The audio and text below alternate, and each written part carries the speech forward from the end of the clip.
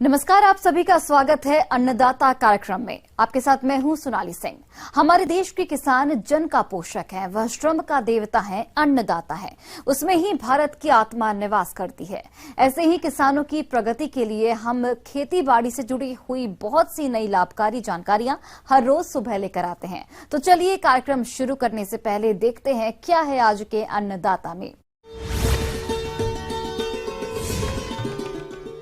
बकरी ब्लैक बंगाल नस्ल का पालन कर बढ़ेगी किसानों की आमदनी। राजमा की फसल में लगने वाले प्रमुख रोग और रोकथाम।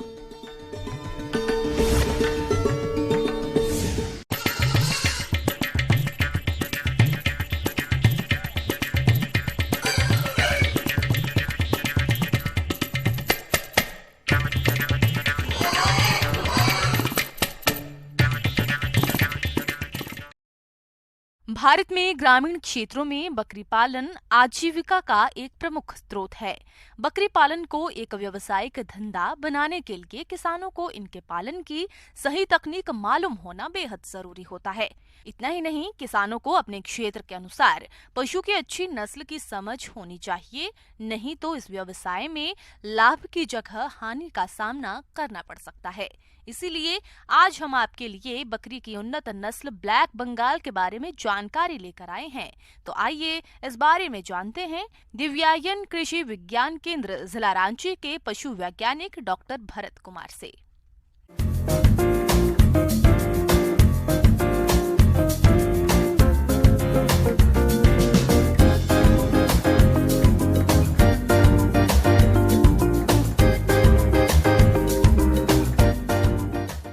ये किसान भाइयों, ये ब्लैक बंगाल नस्ल की बकरियां झारखंड, बिहार, बंगाल तथा उड़ीसा में बहुतायत में पाई जाती हैं। इनके मुख्य रूप से कहें तो 3 रंग होते हैं, काला, भूरा और सफ़ेद। मुख्य रूप से काले रंग की बकरियां पाई जाती हैं। यूँ तो कहें तो जो ब्लैक बंगाल की जो डोमिनेंट कलर है वो ब्लैक होती है और उसी के नाम पे ये ब्लैक बंगाल नस्ल का नाम भी पड़ा है। ये मांस की जो क्वालिटी होती है, इसकी जो गुणवत्ता है, इसका फ्लेवर, टैंग, इसकी जो फाइबरनेस है, जूसीनेस है, तो ये मांस में अन्य बकरियां जो पाली जाती हैं उनके तुलनात्मक में ये काफ़ी अच्छी होती हैं, जिसके कारण यहाँ के जो हमारे ग्राहक होते हैं या यहाँ के उपभोक्ताओं के द्वारा ये बहुत ही पसंद किया जाता है।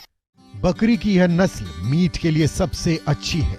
ऐसे में किसान इस नस्ल का पालन करके अधिक मुनाफा कमा सकते हैं। इस बकरी के खान पान और रखरखाव पर खर्च भी अधिक नहीं आता है। कम पूंजी में आप बड़ी आसानी से बकरी पालन कर सकते हैं। ये प्रति बियान 2 बच्चे तो देते ही हैं। कुछ कुछ ऐसे उसमें से बकरियां निकलती हैं जो प्रत्येक बियान में 3 बच्चे भी देते हैं और उनको अच्छी तरह से लालन पोषण कर भी लेते हैं। तो ये एक फायदा है। इसके साथ साथ इसमें दूसरे बकरियों की अपेक्षा उन सबों में जितने देखरेख की आवश्यकता तथा रोग से संक्रमित होने की संभावना रहती है, उतनी संभावनाएं ब्लैक बंगाल नस्ल की बकरियों में नहीं रहती है। इनके आकार छोटा होने के कारण में थोड़ा बाकी अन्य बकरियों की तुलना में ये छोटे रहते हैं। इनके जो उबड़ खाबड़ जमीन में या पथरीली जमीनों में चलने की क्षमता भी उन सबों से अधिक होती है। इसके साथ जो दूसरे योग को ले तो इनमें जो चारा को मांस में परिवर्तित करने की क्षमता भी दूसरे नस्लों की अपेक्षा इसमें अधिक पाई जाती है। तो ये सब कारण ऐसे होते हैं जो किसान भाइयों को इस ब्लैक बंगाल बकरियों को पालने में अन्य नस्लों की तुलना से अधिक लाभ पहुंचाते हैं। और जब बाजार से आप खरीदने जा रहे हैं या गांव से खरीद रहे हैं किसी जगह से, तो आप 1 से 2 बियान तक के बकरियों का ही चुनाव करें तो ज्यादा अच्छा है। इनके आवास की बात करें तो आमतौर पर बहुत ही साधारण तरीके से इनके आवास का निर्माण किसानों द्वारा किया जाता है, जिसमें बदलते मौसम में बकरियों को कई दिक्कतों का सामना करना पड़ता है और बकरियां बीमारियों के कारण कई बार मर भी जाती हैं। जी हाँ किसान भाइयों, बकरियों का आवास निश्चित तौर पे सूखा हवादार होना ही चाहिए। हम लोग उनको थोड़ी जमीन से ऊंचाई में रखने की कोशिश किए हैं, जिसको आप कहें तो रेज प्लेटफॉर्म के तौर पर कहें या पीढ़ा के तौर पे आप जो हमारे लोकल भाषा होते हैं वहाँ पर हम लोग पीढ़ा कहते हैं। तो जमीन के सतह से अगर ऊपर रखने की उपाय किसान भाई इसको करते हैं, जो भी संसाधन आपके मौजूद हो, सीमित संसाधन के अनुसार में अगर आप जमीन से ऊपर बैठने की व्यवस्था करते हैं तो उन सबों में ग्रोथ रेट अधिक देखा गया है।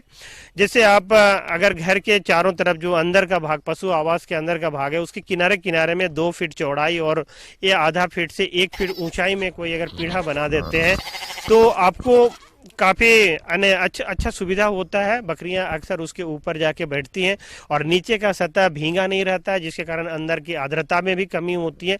इसके अलावा इस तरह की अगर आवास व्यवस्था करते हैं तो प्रत्येक मौसम में, गर्मी में तो सुविधा होती ही है, साथ साथ बरसात तथा ठंडे के दिनों में भी आवास प्रबंधन में इसमें काफी सुविधा होती है।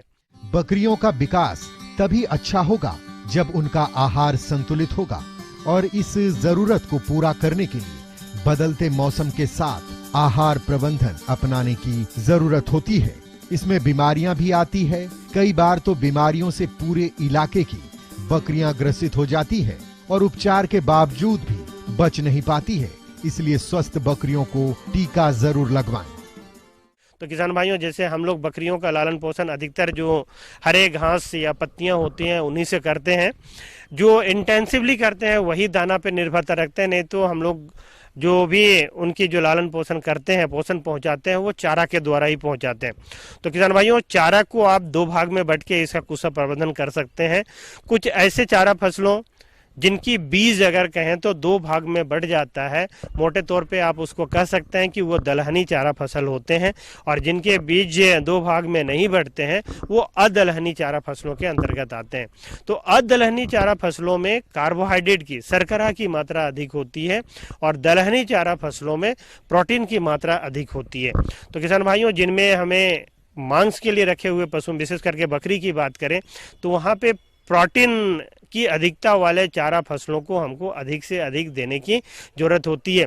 जो खस्सी वगैरह, जो मेल रखे हुए, जो बकरे रखे हुए हैं, उन सबों में अधिक वृद्धि पाना चाहते हैं तो आप 75% दलहनी चारा फसलों और 25% अदलहनी चारा फसलों को भी मिलाकर दे सकते हैं।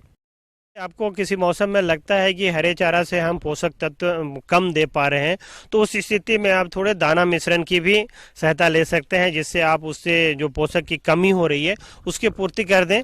तो दाना मिश्रण में कोशिश करें आप एक थंब रूल को अपनाने की, जैसे 33% आप अनाज वाले को ले लें, 33% आप कोशिश करें जो दलहनी, जैसे उसमें खल्ली है या जो दाल चुन्नी है, छिलके हैं, उन सबों को 33 ले लें और 33 अन्य जो बाई प्रोडक्ट जैसे चोकर वगैरह सब है उन सबों को आप ले सकते हैं।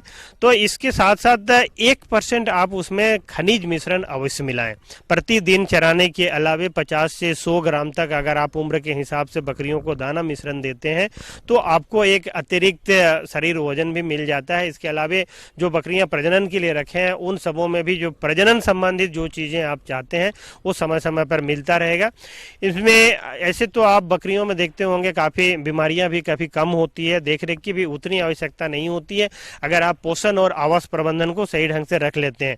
फिर भी कुछ ऐसे बीमारियां जैसे पीपीआर, ये गॉट पॉक्स की, इंट्रोटॉक्सिमिया की या स्किन डिजीज की थोड़ी बहुत संभावना रहती है, जिससे बकरियों की मृत्यु दर अधिक बढ़ जाती है। इन सबों से निजात पाने के लिए एकमात्र उपाय कहें तो सबसे सुरक्षित और सबसे सस्ता उपाय अगर बात करें तो टीकाकरण किसान भाइयों को अपनाना आवश्यक होता है। तो इस तरीके से अगर आप इन सब चीजों को ध्यान दें और छोटे छोटे प्रबंधन पर आप ध्यान देते हैं, पूरे साल भर आपको एक रोजगार तो बना ही रहेगा और साथ साथ आपकी जो मुनाफा है उसमें भी काफी वृद्धि होगी। किसान भाइयों, अब लेते हैं एक छोटा सा ब्रेक।